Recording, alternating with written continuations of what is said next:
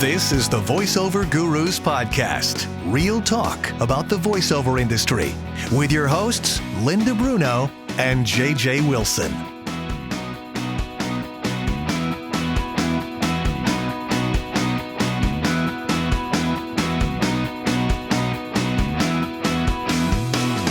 I'm recording my and the audio as well. Well, thank you for coming, Stephen. It was a great show, and let's do this again. Yes, sir. Welcome back to the VoiceOver Gurus podcast. And JJ, you've just given away our secret that we have a guest. Oh, no, I didn't. You didn't? By saying goodbye to the guest before we've even started the show? Well, that means we don't have a guest to be leaving. We do. We're talking about something today that fascinates me because I know nothing about it. I've worked in a lot of voiceover genres, but I've never worked in dubbing. I know you have, JJ.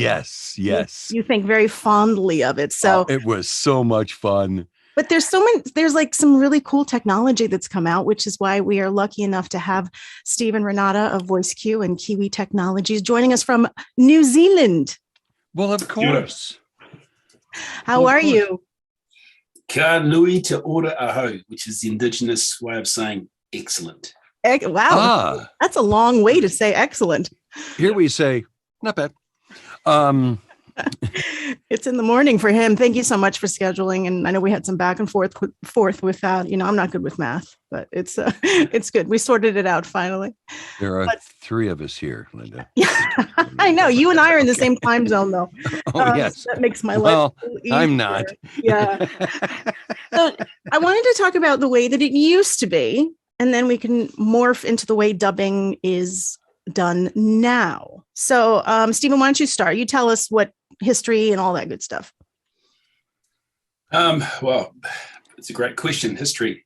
So the history on dubbing, let's start there, goes back into the early days, really in European countries as dubbing started off, which is essentially taking one language of TV and film and converting it into another language.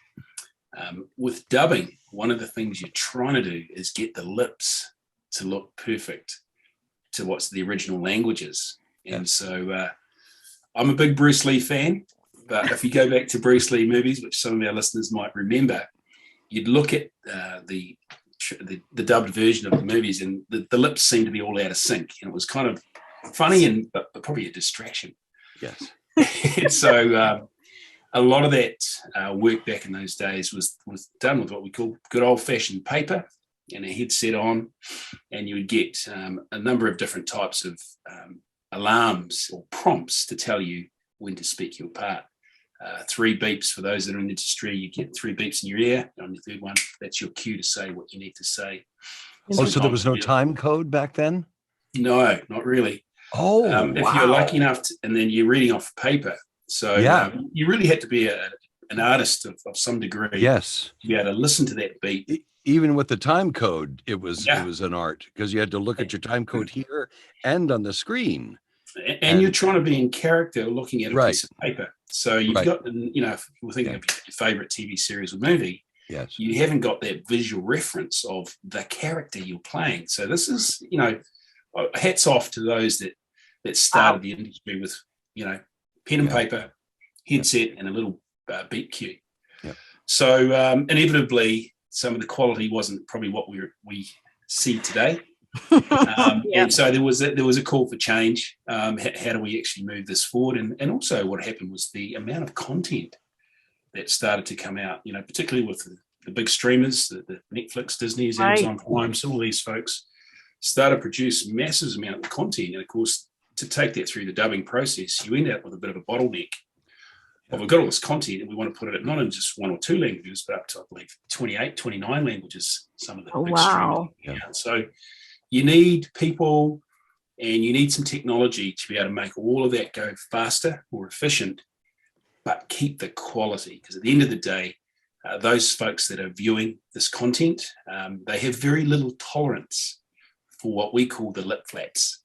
Or what it looks like the lips seem out of sync with the actual audio itself. So it's a funny old thing. And so, along the way, Kiwa Digital, which is the parent company of VoiceQ, we spotted this problem in the industry and how are we going to approach this with some technology and improve the lives of voice talent around the world so they can get more work, be more professional, deliver higher quality projects, etc. And it's been a real journey, particularly over the last 3 or 4 years with the global rise of dubbing, driven by Netflix, Amazon Prime, Disney, and so forth. So yeah, pretty cool to be a part of it. That's neat. Squid Games, is that what it would call on Netflix? They were getting like a lot of complaints, I guess, because the actors were, I don't know, they weren't performing well, or I'm not quite sure what it was, but people were talking about it. Yeah, I think, well, first of all, it was very, very most popular show ever. Wow. Ever. So as soon as you put yourself up in that league of the most popular ever, of course, you got all the eyeballs and all the opinions, the good, yes, and the bad. The bad and the ugly. So some of the more negative sort of commentary was really around what I'd call the purists of language, which are critical people that have in your life, saying when we look at the script in Korean and the context of the script, when it was translated and then adapted, and that's a part I'll get to in a minute about dubbing, it seems to have shifted. And so what people are seeing and hearing in English is not actually what was done in Korean. And so the challenge you've got with dubbing, which is a little bit different to translating, is that the third step, which takes the translated script, and let's assume that's grammatically correct, has to be adapted a bit to make the lips work. And so the adapters, who are usually very professional translators, are trying to look at the lip flaps of the time code. The person says something starting at T equals 1 and it's finished at T equals 7. They take that phrase and go, oh, the lips are not quite working. If I could say the same thing in a similar way that makes the lips work, let's do that. Yes. Oh, interesting. So it's that adaptation phase, which is a little bit of art form. And of course, the adapters are trying to do things in a correct manner, so it's ethically and morally paying tribute to the originals. But at the end of the day, they're trying to satisfy the viewing audience, which in this case, for Squid Games, was the American public.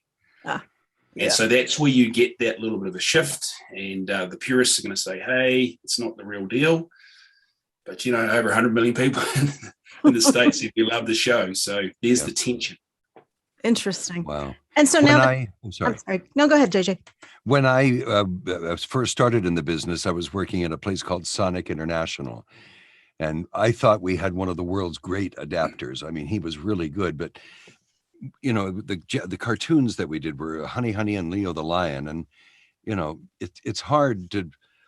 There's so many steps. He did get a summary of the story and the version in Japanese. Then he had to convert it to a story that would make sense in English, and then try and match the Japanese cartoon mouths. And that was nearly impossible. I don't know how he did it. And then we did quite a few movies. And I have to tell you about this movie. I don't know if you've ever seen it, but you would love it. It was called Pago Pago. And it was about two guys who rode a mule facing each other with straps and cafeteria trays. And they were riding through the desert and they were eating, facing each other on the mule in the desert. And when they got done, they would get off the mule and beat the crap out of each other.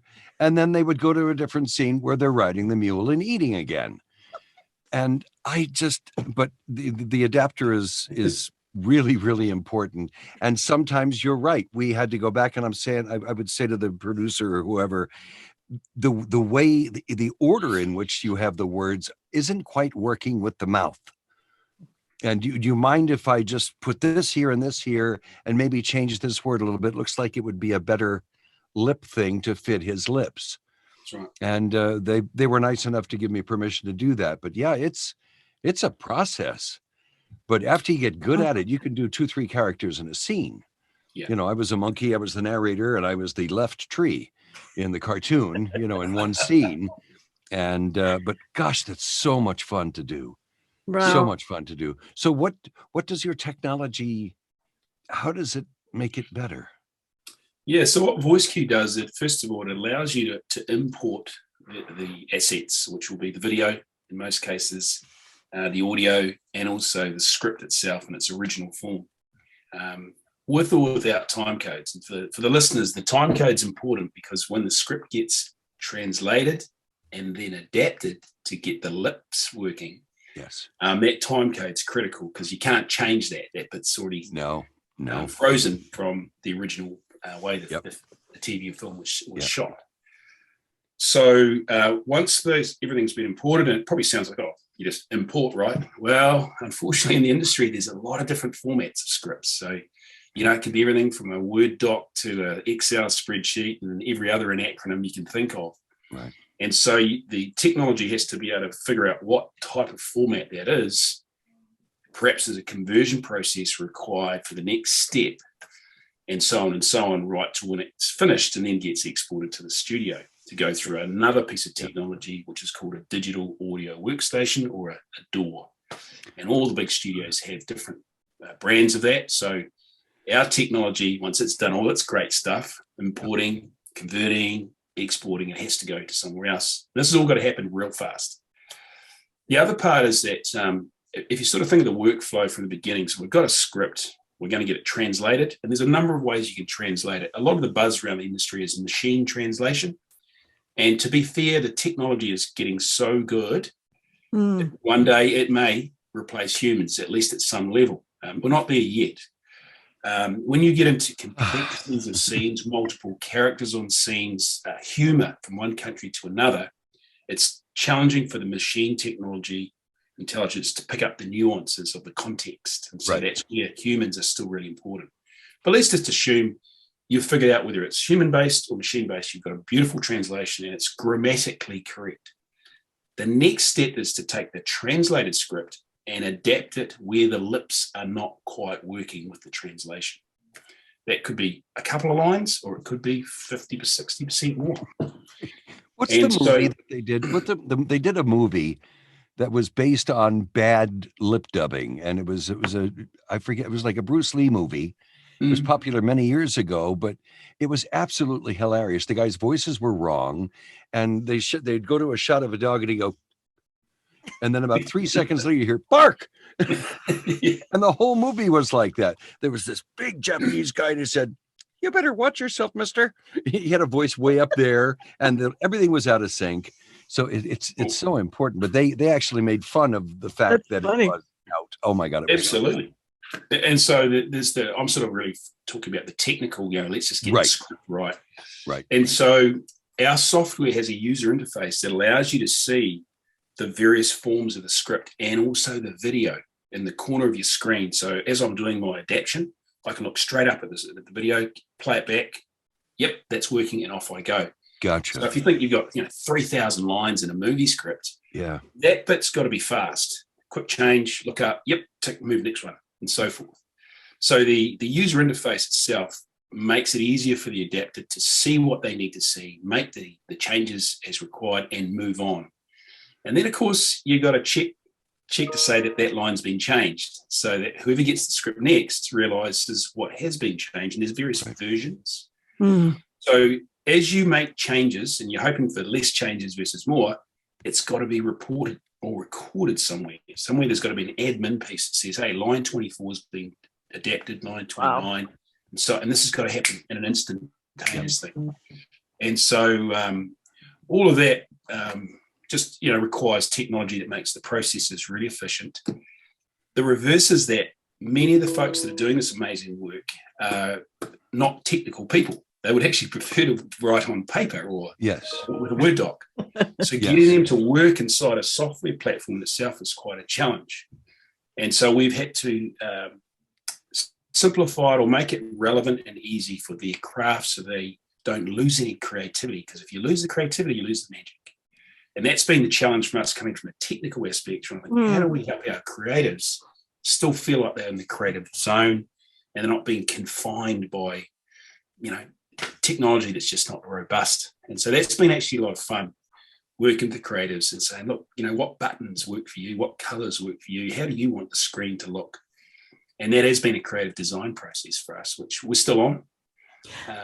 So that for the performer, for the actor who's actually having to do the dubbing, that's got to make things a lot easier, because then they can focus on their performance as opposed to hitting certain marks. Is that how I'm gathering it? Absolutely. So we've done the adaptation part. It's beautiful, spot on. The lips are working, and it's not digressing from the original script too much. Everyone's happy. Now we get to the voice talent. They have what we call karaoke. It's karaoke for voice talent. So what we've done now is taken all that wonderful adaptation work, and we're running the script, the lines of the various characters, sort of across towards the bottom of the screen on the original footage. Oh, okay, cool. So now in Squid Games, if I'm the lead character's on screen, I've got my line in language B, whatever that language might be, perfectly cued, and there's a marker on the screen that tells me when the words hit that moment, that's when you say your word. So then now you've got the timing, which helps with the lips as well. So the adaptation script is perfect, and it's moving at a speed that's perfect to the original speed of the actor. And then to your point, Linda, is, okay, so now I need to bring my volume, my passion, my emotion, right? My breathing, all that stuff. I can do that because I've got this karaoke that's flowing through, and I can see my character, so I can really be. Oh, wow. But no more paper in my hands, no headphones, drop it. Mm-hmm. I'm looking at a big screen, and I'm actually in that scene doing whatever it is. That's cool. Oh, that's cool. And that's how we move from different than voice over to voice acting. Gotcha. Yeah. So as far as the technical for an average voice actor like me, and I'm like, oh, I want to get this software. We download the software, or it's a plug-in into the DAW, or how does it work? We've made it really simple. It's just a simple download for you onto your device of choice, and then you're able to receive the projects, whatever that's being recorded, do your own recording, reviewing, and then you can export that off to whatever place it needs to go. Wow. We've really taken a lot of the steps on that side to make it super easy for voice talent to get it. And here's the best part. We really believe in growing and professionalizing the global voice talent audience. We've made VoiceQ Actor free. Free. Nice. No strings attached. Wow. Straight up, you heard it on this podcast. We've made it free because we feel like if we can help the voice talent, become more professional, get high quality, feeling great at what they're doing, they're going to go to the studios and say, hey, you need to be using VoiceQ in the recording side of things, or sure. adaptation. So for the voice actors around the world, you heard it here first. It's free. I know. I want to. Yeah, go get it. And a lot of the voice talent are using VoiceQ Actor for auditions. So they see a job come up where it might be. They get VoiceQ Actor, get the project in, record their audition, and then send that off. And so because they're doing it on VoiceQ, they've got all that prompting, which is just like as if they went to the studio to do the audition. So I've done it at home. I've already prepped. Or they might say, I've got a job and I want to get warmed up before I hit the studio this morning. So I'll spend half an hour running through my lines at home, getting warmed up. So when I walk through the door, let's go. Right. First take, we're rocking. Oh, that's fascinating. I'm sure after you use that program for, even just a couple of days, that you start to anticipate it and you can just fly through these things. Yeah. I think the world's karaoke stages are going to change over the next few years with VoiceQ Actor. There's going to be some people come out of the woodworks going, hey, you know can what? We change regular? Karaoke. I want to do it. Can we change regular karaoke though? Because that's maddening. 90% of those people can't sing and they don't know it. that bit I can't help you with. Okay, sorry. Oh well, that's amazing. Yeah. So pretty neat stuff. Stephen, you also work with Kiwa Digital as well, and that's a digital publishing company. I found it fascinating because I'm reading about it. So a client basically brings to you their content and you put it together to make it interactive for the audience. Is that what I mean, for the listeners, the simplest way is that we've got technology that's taken ebooks to the next level. It's like ebooks on steroids. So the idea of an audio book is powerful because we know that people learn better with blended learning. So some people can read well, some not so well. You put audio with the text and suddenly you get more accessibility. We've gone a little bit further than that because we started working with this area with children, or what we call in New Zealand, tamariki. And so we said, okay, if you swipe your finger on the text, it says what's there. If you touch a word, it says the word. And if you double tap it, it will either spell it for you in English or phonetically pronunciate it for you. Wow. Wow. right? So, Teaching and is gonna be a whole the new big thing. part of this is with kids. Yeah. Being Yeah. kinesthetic. So yeah, I want to hit a button, but I want to swipe and tap and double tap because that's what they naturally do. Right. So the content's the content. What we're saying, let's bring in audio, but allow you to access that audio in a whole bunch of ways that works for you as the end user, whether it's, you know, the caregiver, nana or granddad, or mum or dad, or brother or sister, or the child themselves. And it helps bring content to life that might have been amazing in a hard copy, beautiful book, but this just takes it next level.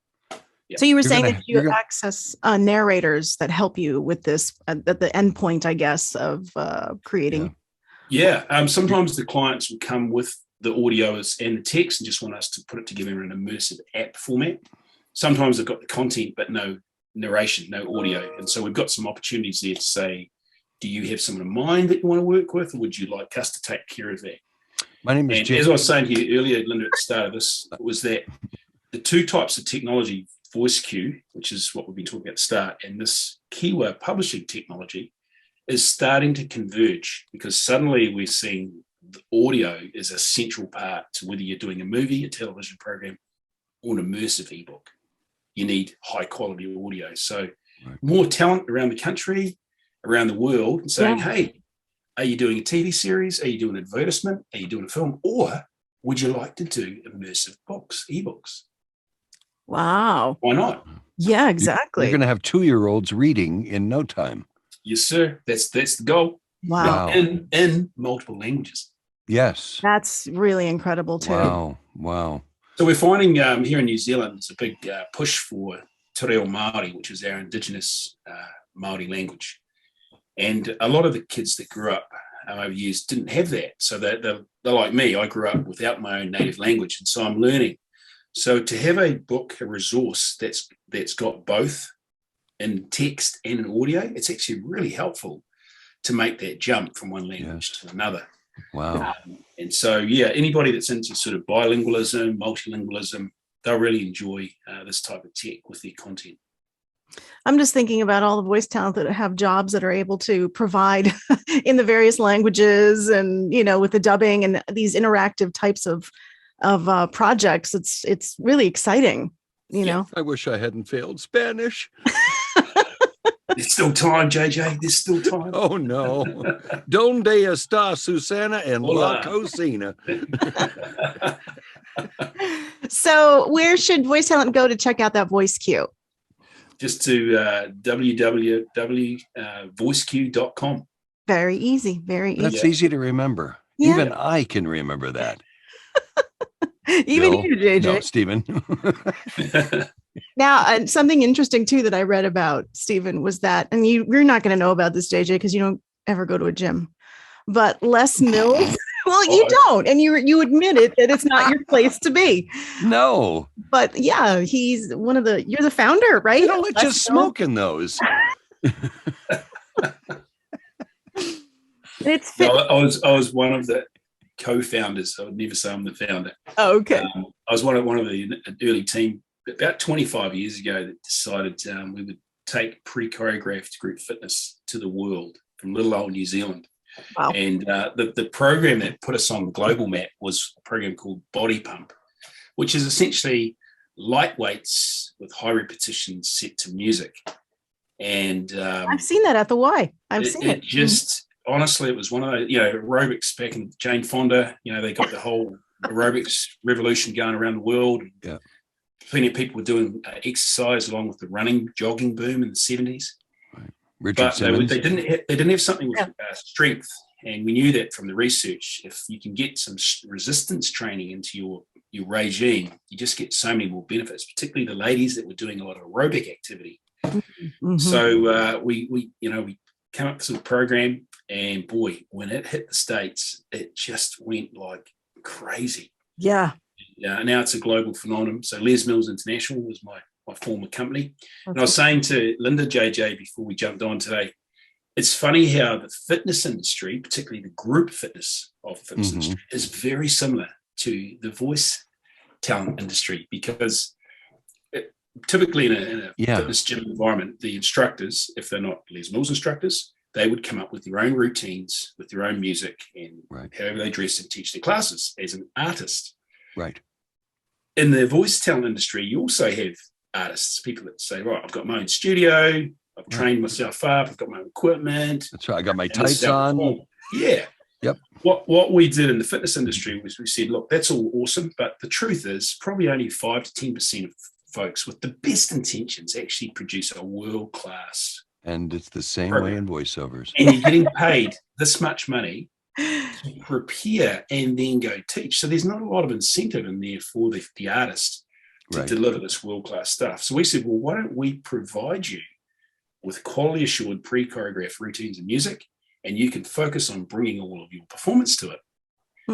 Interesting. And so in a way, with VoiceQ, what we're saying to the voice talent world is, let us help you take your professionalism up another level. We'll build the tech. It's free. Right. It's going to make you better. No matter how good you think you are, you can always be better. And so, it's been interesting sort of coming at two different industries over 30 years, helping to professionalize by essentially standardizing some things. That's really what we're doing here. We're using technology in this case to standardize, to lift the professionalism of those that I believe are not that well looked after or that well paid, which is another whole podcast.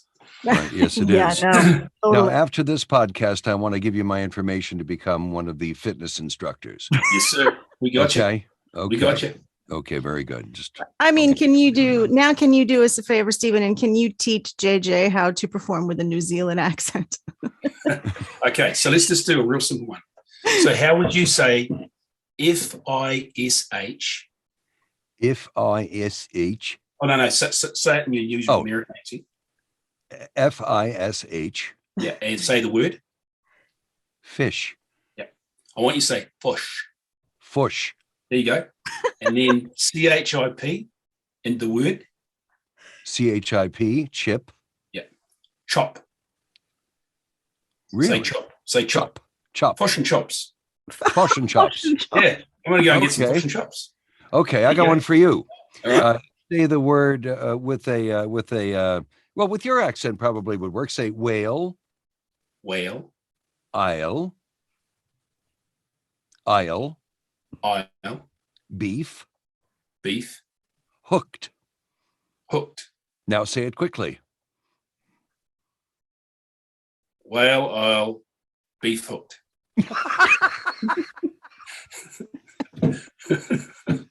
Man, that's a tongue twister.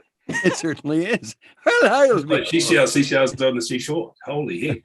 JJ accepted a job once. This was years ago. He told this story. And they said, do you speak with an Australian accent? And he was like, yeah, good day on the shrimp on the barbie. Oh, yeah, mate, just grab your nose like here, because you got to get the nasal, you want to say it properly. That's how you really speak Australian. Right there. Yeah. And we'll get out and get some fish and chips and have a bit of a barbie with a couple of titties. Yeah. G'day, mate. Unfortunately, when I got there, after saying yes, I could do the accent, it was like a 22-page documentary on cement. It had nothing to do with Australia. And I read about maybe 4 words. The guy says, no, you're fired. You're the announcer. And have a nice day. See, that was your fitness instructor moment. You could have kept it. That's right. Well, that was Richard Simmons. It was Richard Simmons. He was there. Here we go. Yeah. I just don't look good in yellow shorts. I tried. Mate, I reckon you could really bring a new whole level to Lycra. Thank you. Right? Seriously. Next level. Is that like okra, only different? Yeah. Well, Stephen, thank you so much for joining us. That was really an interesting podcast. Yeah, and I know. It also brought back many, many wonderful memories for me. I'll leave you with this. Stephen, one day I brought my mother to the studio to watch me work. And that day we were doing a soft porn film. And you brought your mother? Well, I didn't know what we were doing. I thought we were doing, some cartoons for the Christian Broadcasting Network. But no, today was, and my mother goes, what are you doing? But I did have a great time. That's when you should have said, I'm doing a workout. That's right. That's right. I'm practicing to become pregnant. Hee-hoo, hee-hoo. But anyway, it was a wonderful time in my life. I never had so much fun. Yeah, sounds like Never it. had so much fun. I know we're about to wrap up. I would just like to say one sort of wrap-up call is Sure. I want to do a shout-out to all the voice talent worldwide and across the US, of course, that had to sort of get through COVID, and that really meant for them, business that they're not always remote, being forced to do that from home. And we really felt that we had a lot of voice talent sort of chiming in for support and so forth. And so to all you folks that are out there that were doing the hard yards on your own, this is really tough, and people expect you to deliver this amazing performance when you're, in a really, really difficult situation. Good on you for doing it. And part of our koha, our donation to you globally, is to have this voice actor technology so that the next time we get into that adverse sort of situation, you got some support there. So from all of us down in Auckland, New Zealand, Mauri ora kia tātou, life to all of you, and look forward to supporting you in the future. Thank you. Thank That's you very, so very much. nice. So everybody's got to head very over and nice. check out VoiceQ, because it just seems so cool. I'm I excited. want to go to New Zealand. I know, really do. right? Oh, that's Borders are open. Borders are open. they're open. Really? Ah. Yep. I'm told it's gorgeous, absolutely Now, gorgeous. is there. Zihuatanejo in New Zealand? Sorry. Zihuatanejo? Is that New Zihuatanejo. Zealand? Oh, it sounds like somebody's cousin. No, that's my dog, Jim Bob. Yeah, I'm not. Whole I'm different not story. familiar with that destination. To be fair. Okay, it's in the end of the Shawshank Redemption. It's where Tim Robbins ends up on the beaches of Zihuatanejo. And I always thought it was New Zealand, but I failed social studies. We do have some beaches that would definitely be the equivalent of that, though. I can say. Yeah, that. we've got some beaches here too. But I just, beaches. Sorry, I thought you. Oh, All right. No. So My wife is you screaming. get I that can hear her. exercise program going, JJ. When you hit the beach, you're going to be in beach form. There you Yes, The new beaches. go. Motivation. The new Yep. JJ. They call me the beach ball. Yep. Well, thank What a you. pleasure again this has for- been, Stephen. Yes, Thank you. Yes, we really Thank you. appreciate it. And do you ever hire people, Stephen? Yes, My buddy, my pal? Look me through that resume, JJ. I'll put You you got right at the top of the taxi rank list. Okay, thank you. And Awesome. I'll wear my Speedo, so don't you worry. Well, that wraps it up for another It certainly episode does. of the Voiceover Gurus podcast. Yes. Thank you again for joining us. And Thank you, Linda. Thank you. We'll Thank see you at a you. workout, or we'll see you in a lesson. We'll see you when I'll we see you at the post office. Yeah. I'm hanging on the right-hand wall as you walk in the front door. Check out voiceq.com and Yes. download I'm it. going to right now. Get into dubbing because it sounds super cool. Thanks again, Oh, guys. Gosh, it's fun. Thank you, Stephen. Thank you very Tell you much. what, Have a good one. do it. Bye. Bye. Thanks for listening to the VoiceOver Gurus podcast. Real talk about the voiceover industry. Learn more about us and get coaching at voiceover.guru.